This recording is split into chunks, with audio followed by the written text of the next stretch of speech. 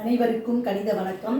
இப்போ பார்க்க போகிறது 7ஆம் வகுப்புக்குரிய கணக்கு 2ஆம் பருவம் பயிற்சி 4-3ல் முதல் கணக்கு பார்க்க போகிறோம். இரு சமபக்க முக்கோணத்தின் ஒரு கோணம் 76 டிகிரி மற்றும் இரு கோணங்கள் சமமெனில் அக்கோணங்களை காண்க அப்படின்னு சொல்லி கொடுத்துருக்காங்க. ஒரு கோண அளவு கொடுக்கப்பட்டிருக்கு, மற்ற இரு கோணங்களும் இரு சமபக்க முக்கோணம் அப்படின்னு சொல்லி கொடுத்துருக்காங்க.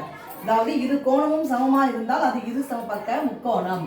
இந்த கணக்கை பொறுத்த வரைக்கும் இப்போ நம்ம கோணம் எக்ஸ் பிளஸ் கோணம் ஒய் பிளஸ் கோணம் இசட் ஈக்குவல் டு 180 டிகிரி.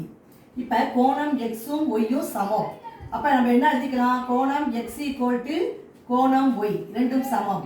அப்போ இந்த கேட்டகரியில் நம்ம என்ன எழுதலாம் அப்படின்னு பார்த்தீங்கன்னா, கோணம் எக்ஸ் அப்படியே போட்டுக்கிறேன், பிளஸ் கோணம் ஒய் என்பது எக்ஸ் ரெண்டுமே சமம், அதனால ஒய்க்கு பதிலாக நான் கோணம் எக்ஸ்னே போட்டுக்கிறேன், பிளஸ் கோணம் இசட் ஈக்குவல் டு 180 டிகிரி.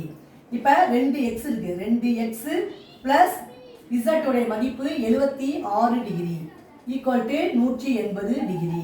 இப்போ 2x ஈக்குவல் டு 180 மைனஸ் 76.